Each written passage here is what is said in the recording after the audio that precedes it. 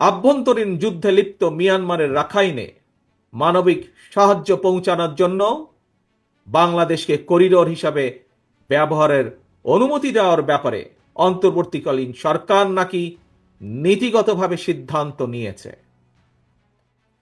দেশের স্বাধীনতা সার্বভৌমত্বের সঙ্গে জড়িত এমন একটি স্পর্শকাতর বিষয় সিদ্ধান্ত নেওয়ার ক্ষেত্রে অন্তর্বর্তীকালীন সরকার কিন্তু জনগণকে জানায়নি, এমনকি জনগণের প্রতিনিধিত্বকারী রাজনৈতিক দলগুলোর সঙ্গেও কোনোই আলোচনা করার প্রয়োজন বোধ করেনি।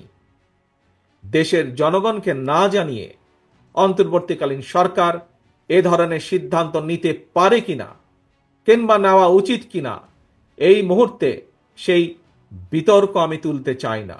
তবে স্বাধীনতাপ্রিয় জনগণ মনে করে করিডোর দেওয়া না দেওয়ার বিষয় সিদ্ধান্ত আসতে হবে জনগণের কাছ থেকে, সিদ্ধান্ত আসতে হবে জনগণের প্রত্যক্ষ ভোটে নির্বাচিত জাতীয় সংসদের মাধ্যমে। এই ধরনের পরিস্থিতিতে গণতান্ত্রিক বিশ্বের দেশে দেশে এটাই নিয়ম, এটাই রীতি। আমাদের বক্তব্য স্পষ্ট, বিদেশিদের স্বার্থ রক্ষার স্বার্থে নয়, অন্তর্বর্তীকালীন সরকারকে সবার আগে দেশের জনগণের স্বার্থ নিশ্চিত করতে হবে।